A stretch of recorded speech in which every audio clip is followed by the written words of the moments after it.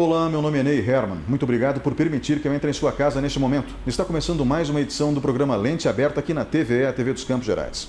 Hoje nós teremos dois convidados. Primeiro, o professor Marco Aurélio Pereira, professor de História, conversa conosco sobre o segundo reinado do Brasil, comandado por Dom Pedro II. Depois, teremos o doutor em Educação da Universidade Federal Fluminense, Fernando Pena, que está de passagem por Ponta Grossa, explicando para a gente o que é escola sem partido e também educação democrática. Voltamos em instantes.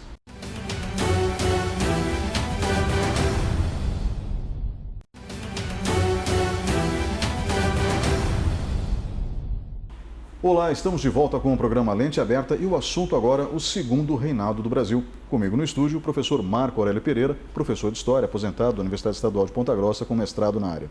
Professor, antes de mais nada, obrigado por ter nos ajudado, nesse mês de setembro, a conhecermos um pouco mais sobre a história do Brasil. Diga-se de passagem, uma história que não é tão valorizada quanto deveria. A própria proclamação da independência, como começamos há 2 semanas atrás, não é tão discutida nas escolas como deveria ser discutida. E o primeiro reinado acaba também passando nos apontamentos menores dos livros de história que chegam às mãos dos estudantes. Agora, o segundo reinado é um pouco diferente. Foram 49 anos, um período em que Dom Pedro II se consagrou como um dos maiores governantes do mundo e, obviamente, da história do Brasil. Mas eu gostaria que o senhor ajudasse o público de casa a conhecer um pouco mais sobre essa figura humana que chega ao trono com apenas 5 anos de idade.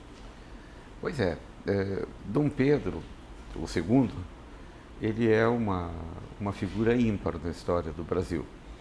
Eu creio até que no rol dos grandes governantes, e ele foi um grande governante, da metade para frente do seu reinado, o Brasil era considerado uma potência emergente por todo mundo, a ponto de entrar em conflitos com a Inglaterra, quando a Inglaterra quis impor uma mão forte de mostrar quem dominava.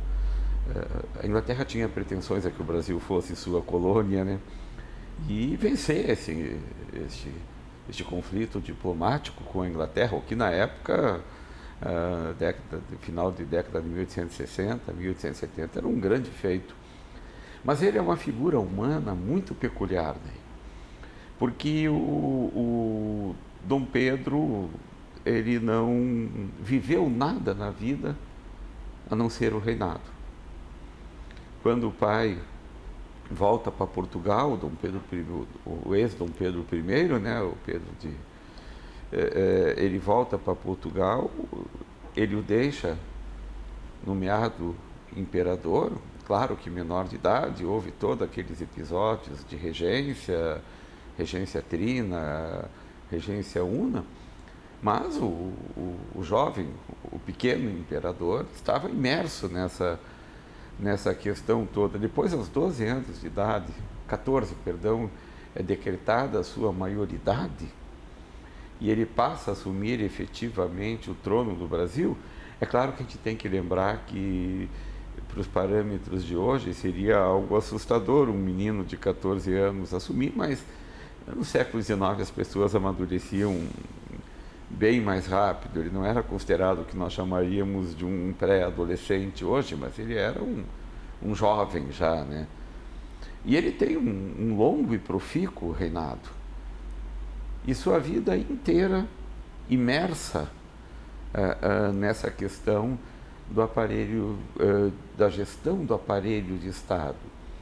E essa necessidade de tocar um mega império, o Brasil, um país gigantesco desde essa época, o levou, felizmente, a construir um capital próprio de erudição muito vasto, muito profícuo e muito sólido.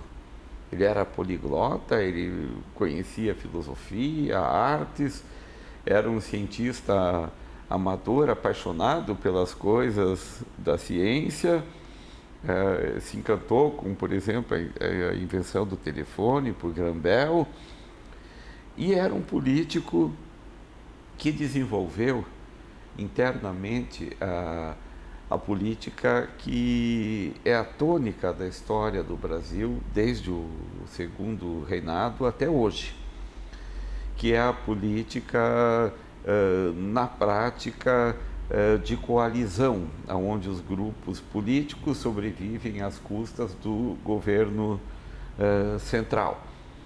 Embora o Brasil seja hoje presidencialista e não mais imperial ou parlamentarista, essa mudança se deu no governo dele para o parlamentarismo,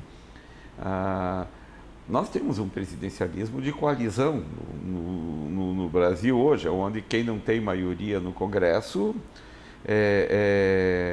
não consegue governar. Vido o episódio recente do impeachment da ex-presidente Dilma Rousseff.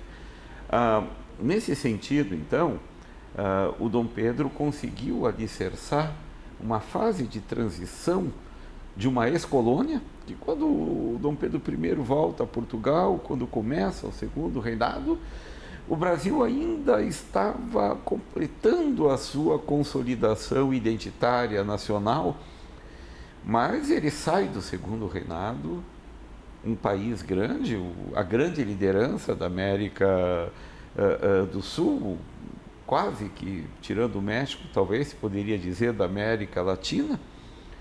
E o Dom Pedro foi muito hábil na gestão do Estado brasileiro e teve um governo que, para a época, é necessário ter muito claro que a gente está falando, principalmente da segunda metade do século XIX, para a época foi um governo considerado progressista e que pagou o preço. Ele perde o poder por um ato progressista que foi a abolição da escravatura pela sua filha regente, a princesa Isabel, que tirou dele o apoio da elite agrária e essa elite agrária se bandeou, ou ela passou a apoiar uma elite militar que não tinha apoio popular. Os republicanos no Brasil eram inexpressivos eleitoralmente na década de 1880, quando ocorreu a proclamação da República, mas em 1888, com a abolição da escravatura, um ano apenas se passou para que houvesse a proclamação da República, pouco mais de um ano, porque a elite agrária, que ainda dependia fortemente, em que pese já o peso do trabalho assalariado nacional, em que pese já o peso das correntes imigratórias que vieram para o país, ainda para uma determinada elite agrária, a escravatura era uma coisa sensível, porque a gente tem que entender que naquele contexto não se falava de seres humanos, se falava de mercadorias. Os escravos tinham valor de mercado, eram peças de mercado.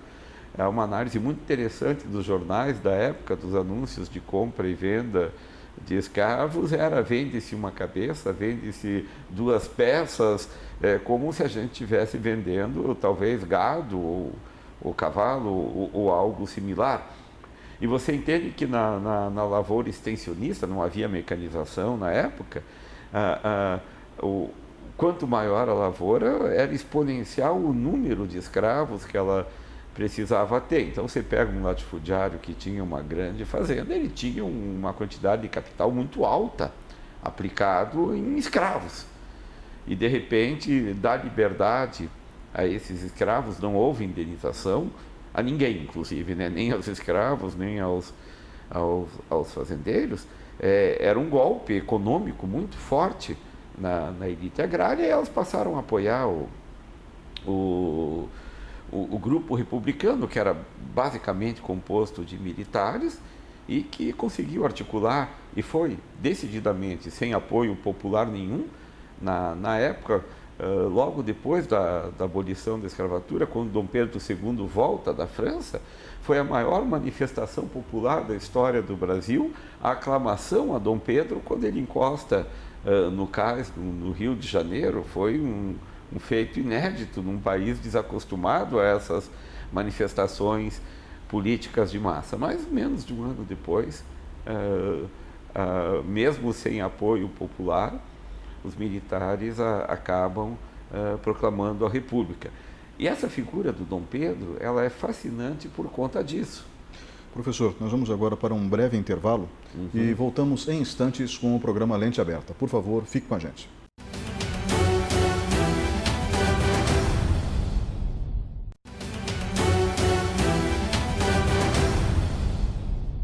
Olá, estamos de volta com o programa Lente Aberta. O assunto continua sendo o segundo reinado. Comigo no estúdio, o professor Marco Aurélio Pereira, professor de História, aposentado, que deu durante muitos anos aula na Universidade Estadual de Ponta Grossa, com mestrado na área.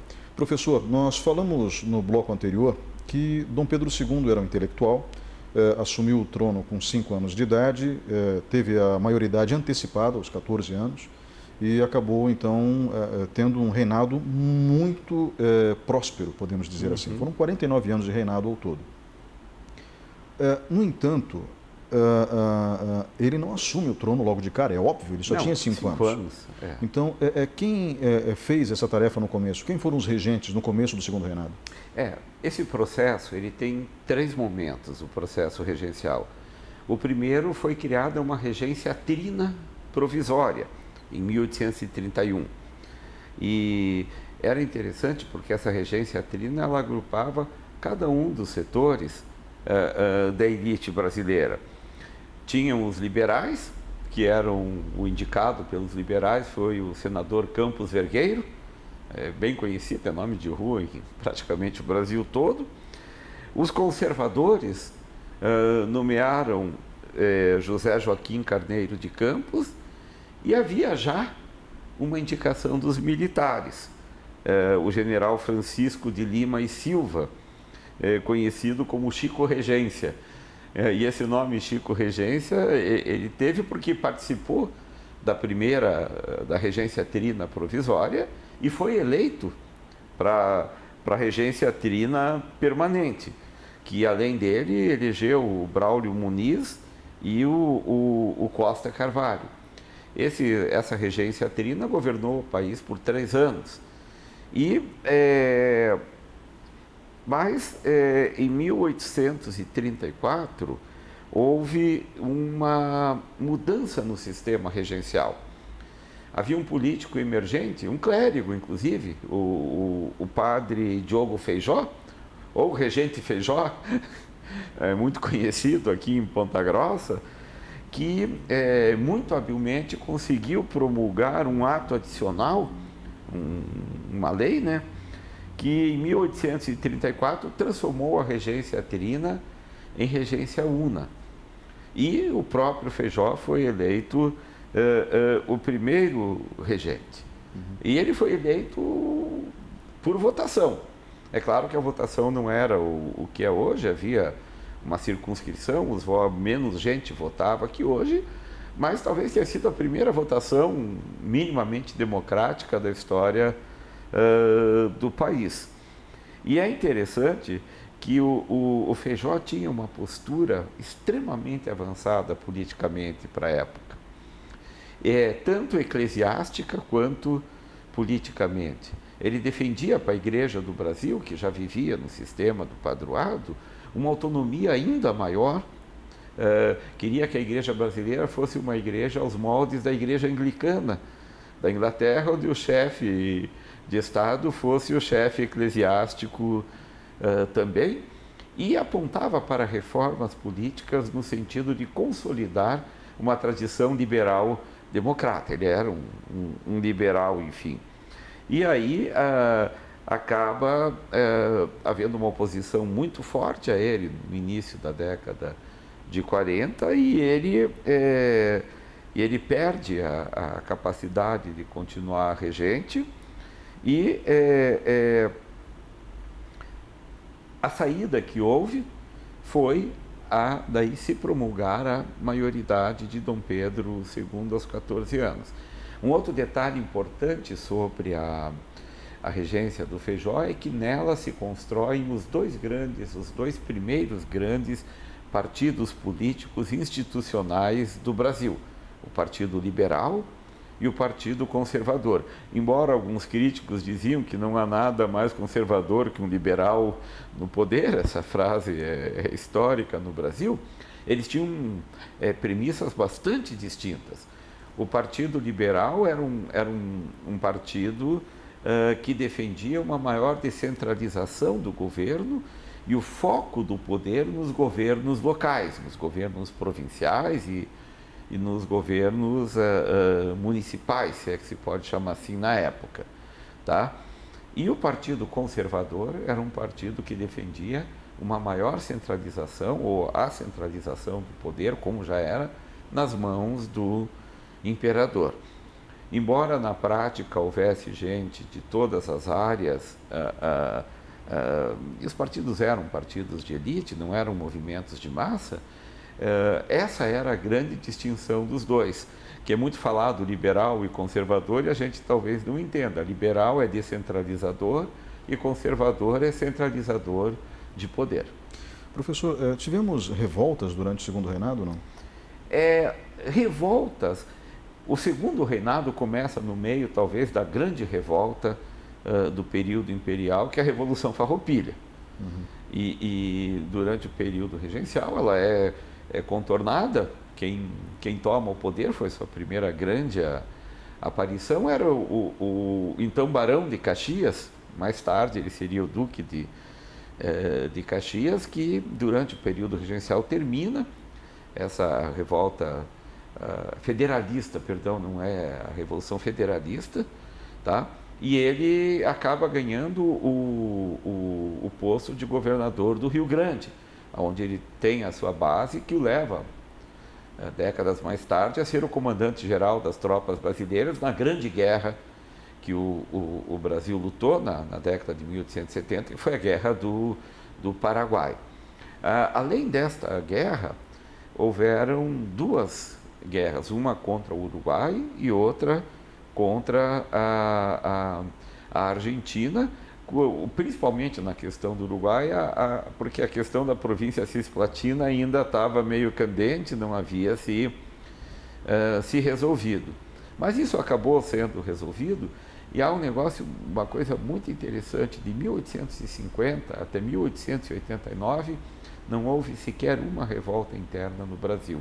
Eu acho que isso é a grande medida de como Dom Pedro conseguiu consolidar o Estado Nacional, e a figura do imperador e do Estado Central acabou sendo naturalizada no país, e aquele primeiro reinado tão curto, mas tão cheio de revoltas separatistas, isso se acabou. E o grande conflito realmente foi a Guerra do Paraguai, que foi a guerra também conhecida fora do Brasil como a Guerra da Tríplice Aliança, uma guerra que uniu uma aliança entre Brasil, Uruguai e Argentina contra o Paraguai.